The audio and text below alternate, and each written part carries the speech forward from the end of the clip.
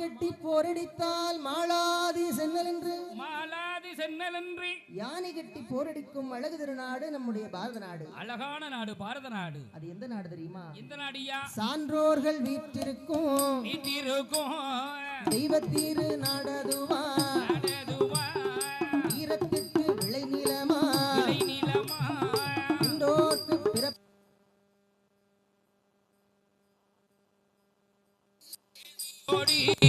கற்றுணர்ந்த பெரியோருண்டு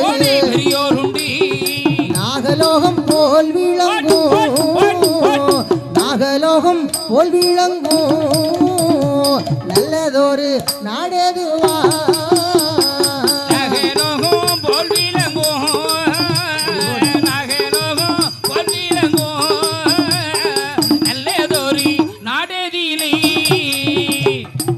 நீர்வளம், நிலவளம், கார்வளம், குடிவளம், கண்ணர் வளம், சொல்வளம். என்னது குடிவளமா? ஆமா குடிவளம். அதெல்லாம் எப்படி பாருக்கும் குடிவளம். குடிவளம்னா அந்த ஆள் என்ன நினைச்சிட்டு இருக்காரு? குடிவளம்னா என்னது?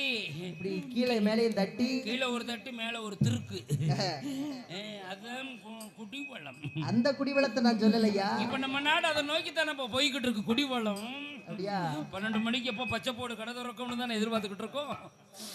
அதான் குடிவளம். நான் சொல்ற குடிவளம் என்ன குடிவளம் தெரியுமா? எந்த வளம்? இதோ அமர்ந்திருக்கின்றார்களே மக்கள், மக்கள், மக்கள் செல்வம். ஓ அப்படி சொல்லுங்க. மக்கள் செல்வம். குடிவளம்னா எனக்கு அந்த யாவும் தானே வருது தானே.